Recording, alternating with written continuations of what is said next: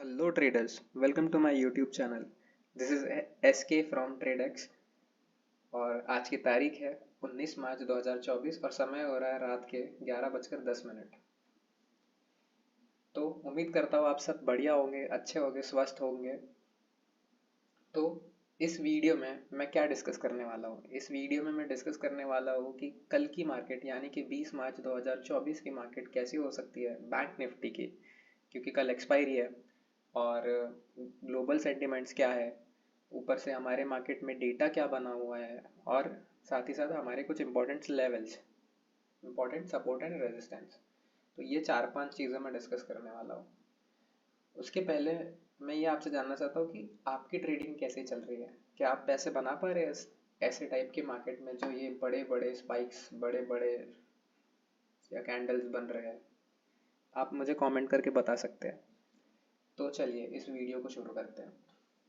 तो ये रहा मेरा बैंक निफ्टी का चार्ट और मैंने आपके लिए कुछ लेवल्स ड्रॉ करे। मैंने संडे को जो लेवल्स दिए थे वही लेवल्स मैं कल भी यूज़ करने वाला हूँ, तो लेवल्स में कोई चेंज है नहीं। तो ये रहे मेरे वो लेवल्स।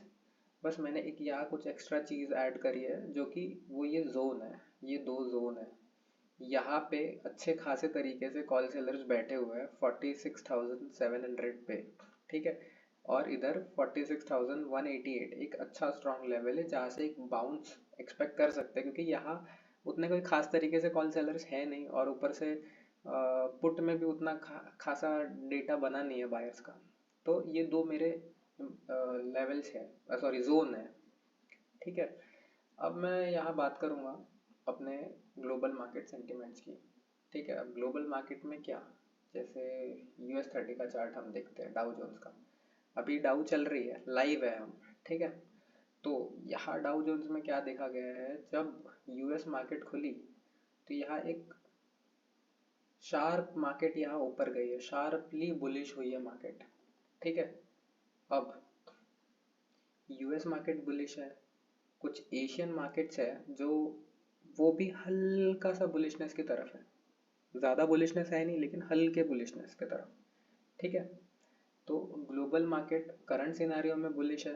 अब ये रातों रात कहाँ जाते हैं उसके हिसाब से एक अलग व्यू बनेगा, लेकिन अभी के हिसाब से हम इसको बुलिश मानेंगे, ठीक है। और उसके अकॉर्डिंग हम हमारे कल के ट्रेड प्लान्स करेंगे और कल के मार्केट की ओपनिंग प्लान करेंगे, ठीक है।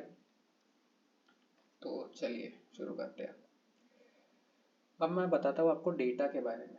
अब हमारे मार्केट का डेटा कुछ अलग ही कहानी बोल रहा है। हमारे मार्केट का डेटा बना है बेयरिश, यानी कि बैंक निफ्टी का डेटा बना है बेयरिश।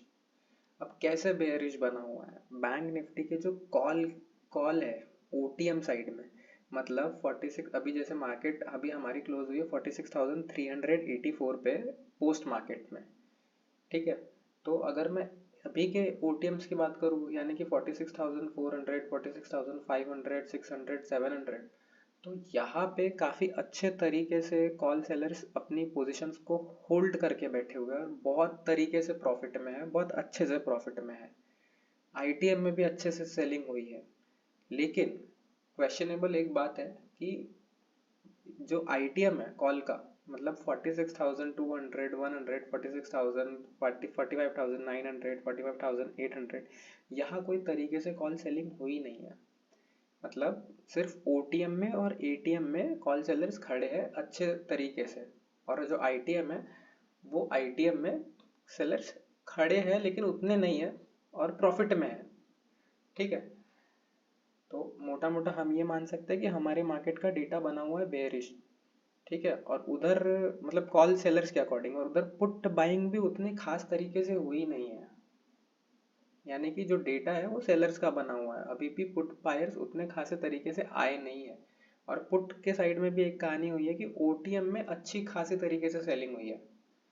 तो डेटा और ग्लोबल मार्केट कहीं ना कहीं कॉन्ट्राडिक्शन में है। और एक और बात ऐसी है कि हमारे निफ्टी का डेटा भी बेयरिश बना हुआ है, वो भी अच्छे खासे तरीके से। अब निफ्टी का डेटा बेरिश है, बैंक निफ्टी का डेटा बेरिश है, लेकिन ग्लोबल मार्केट बुलिश हो गई, तो यहाँ हो गया कॉन्ट्रडिक्शन।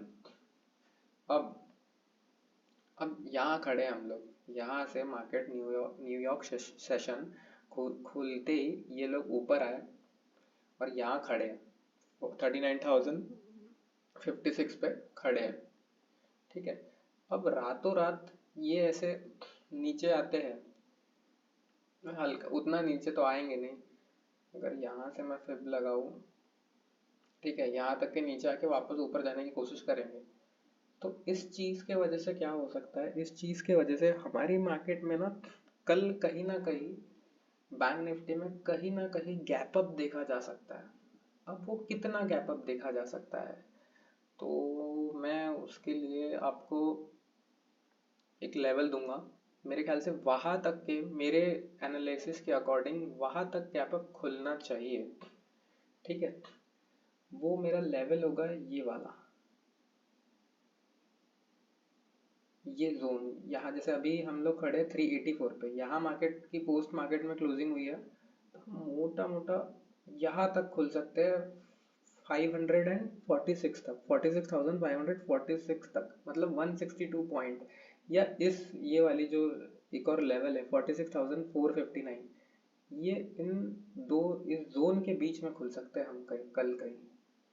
ठीक है, और डेटा में एक और क्वेश्चनेबल बात ये आ गई कि हमारे पुट साइड में प्रीमियम ज़्यादा है, कॉल में प्रीमियम है नहीं उतने, पुट में प्रीमियम ज़्यादा है।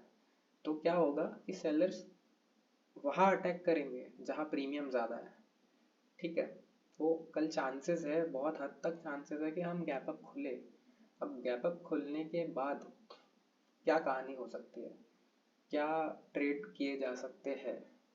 ठीक है, अब यहाँ दो चीज़ें हो सकती है। जैसे मान लो हम यहाँ खुलते हैं, इस लेवल, इस जोन में खुलते हैं कहीं पे भी, अब ओटीएम के सेलर्स अगर भागते हैं तो हम, मतलब कॉल साइड के ओटीएम के सेलर्स भागते हैं तो हम ऊपर की तरफ जा सकते हैं, है ना।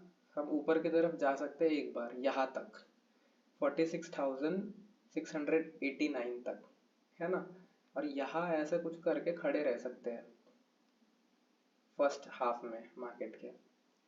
फिर उसके बाद जो कल का डेटा बनेगा और ग्लोबल मार्केट सेंटिमेंट्स जैसे भी रहेंगे, उस हिसाब से हम नेक्स्ट ट्रेड प्लान करेंगे। ये हो सकता है पहला केस।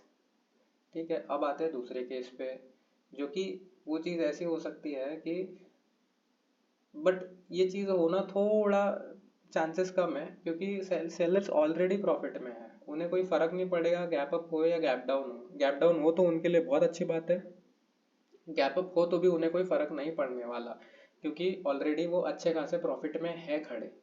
अब मान लो गैप अप होते हैं, तो अगर उन्हें अपने पोजीशंस को और प्रीमियम गलाने हैं, है ना, तो यहाँ से वापस से वो जोर लगा के नीचे आ सकते हैं इस तरीके से, और वापस से यही खड़े रह सकते हैं। ठीक है, ये एक स्ट्रॉन्ग लेवल है और यहाँ स्ट्रॉन्ग ओआई बन के गई है, और उसके अगला स्ट्रॉन्ग लेवल है ये वाला 188 वाला।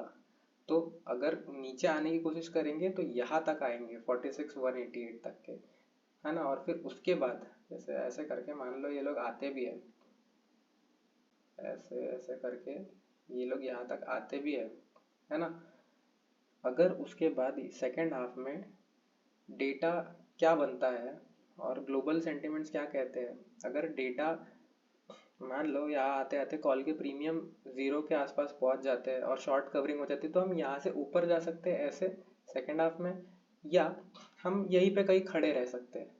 तो मोटा मोटा यही दो कहानियाँ हो सकती है कल की मार्केट में। अब ये तो, अब जब US 30 मतलब डाउ जोन्स कल किस तरीके से रहती है, कल सुबह मतलब मिडनाइट में, आज के मिडनाइट में ये कैसे बिहेव करते हैं, उसके ऊपर हमारी मार्केट की ओपनिंग डिपेंड करेगी पूरी। तो मोटा मोटा यही कहानी है मेरे एंड से। मेरा एनालिसिस यही कहता है कि कल हम गैप अप खुल सकते हैं अच्छे से यूएस मार्केट को ट्रैक करते हुए, लेकिन यूएस मार्केट अगर रातों रात नीचे आ गई तो हम फ्लैट खुलेंगे, फ्लैट, हाँ फ्लैट खुल सकते हैं। ऐसा भी कहानी हो सकती है, अगर रातों रात वो लोग नीचे आए तो हम फ्लैट भी खोल सकते हैं।